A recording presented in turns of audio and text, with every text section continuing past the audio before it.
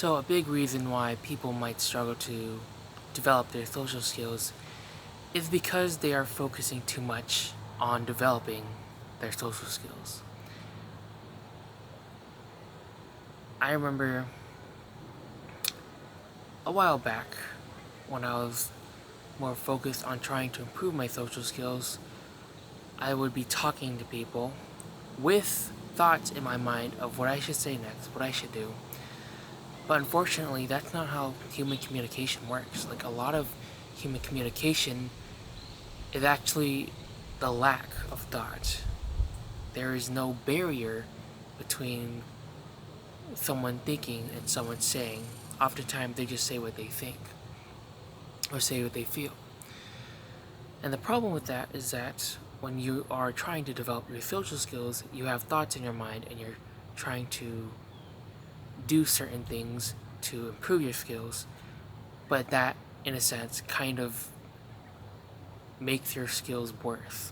You have to understand that the best way to improve your social skills is to be in that relaxed psychological state of mind where you're not really worried, where there's low inhibition. Like, there's a reason why people call alcohol the social drug, and you shouldn't use alcohol as a crutch, but it lowers inhibition, and that makes you more social. So really, the work that you should be doing to improve your social skills is working on that inhibition, that the restrictive part of yourself. And the biggest fear that most people would probably face here, I think you would face, because I face this too at times, is that you might say something stupid, insensitive, or otherwise, like, not good. And guess what? That is a reality that you're going to have to accept. But you do realize that you can just apologize. Now, sometimes you say something very egregious, and that probably would have more to do with, like, just the kind of person you are. But when it comes to maybe saying something stupid now and then, you can always apologize. You can always take it back. And assuming you are with people who are not, who wouldn't condemn you forever for saying something stupid occasionally, then you will find forgiveness for your stupid remark. And the reason I'm saying this is that you don't have to be afraid of messing up in conversation, because that makes it seem more human.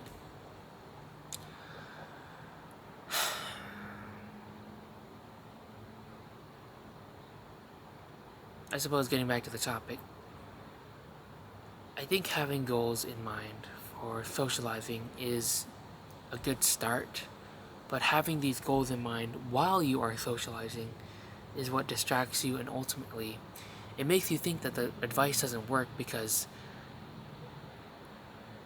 when you're focused on a thought, you only do one thing at a time instead of, like, I can only describe it with, like, another example, which is like when I learned how to do breaststroke, a swimming thing.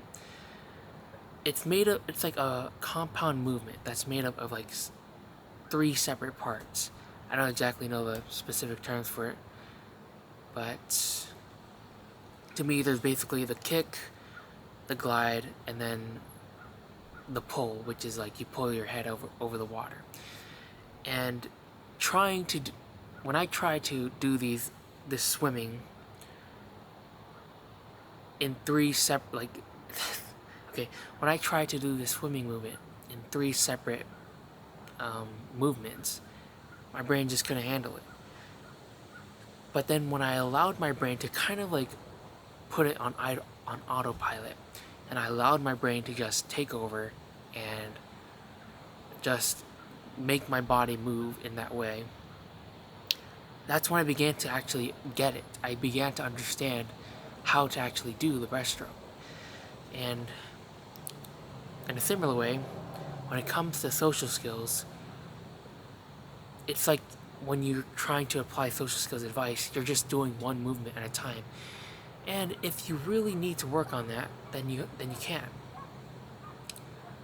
But in a normal conversation, what you should be doing is turning your brain on autopilot and doing the whole movement by itself. Or rather, just your brain, I can't really explain it that well, but your brain already knows how to be social. You just have to let it. You have to put it on autopilot. You have to pull back the inhibition a little bit. And you will realize that it really wasn't so hard. You didn't need all this advice to socialize. You just needed to relax more, and you needed to let yourself maybe say something stupid now and then, be a little bit awkward, or have a weird conversation that ends up going nowhere, or like somebody just stares at you because you said something weird, or you're kind of bringing up a weird topic or something. I'm saying this because natural human conversation is a little awkward. It's going to be. And truthfully, the experts, the social skills experts, the only reason why they are experts is not because they applied advice over and over. It's just because they socialized over the course of 30 years more, or I mean, you don't need that long. You need maybe 5 years to get most of it down, but they just socialized for 30 years, 5, 10, 15, 20 years, and that experience trained their brain, their autopilot brain, to basically be able to hold a conversation without it being awkward, be able to start a conversation with anybody, be able to tell stories and be charismatic, have people like you. That all happens on autopilot. And as much as you can try to force it out of yourself, it just doesn't work like that. At least it doesn't for me. I've tried to do it. My brain just protests at the idea of specifically working on one skill at a time. Because my brain is just it's not working. It's because I would have to be having a conversation in order to develop that skill. But if I'm having a conversation, I should just develop my entire general conversational skills rather than just one specific thing. Unless I'm specifically trying to work on. At this point I'm yapping, yeah. I don't know what I'm talking about anymore. But that's the point of this video. Don't go into conversations with a goal in mind. Like a goal to improve or whatever. Just go into conversations relaxed and put your brain on autopilot. Let it do its thing. And you will see how pleasant it actually works. So yeah, that's it for this video. Thank you for watching.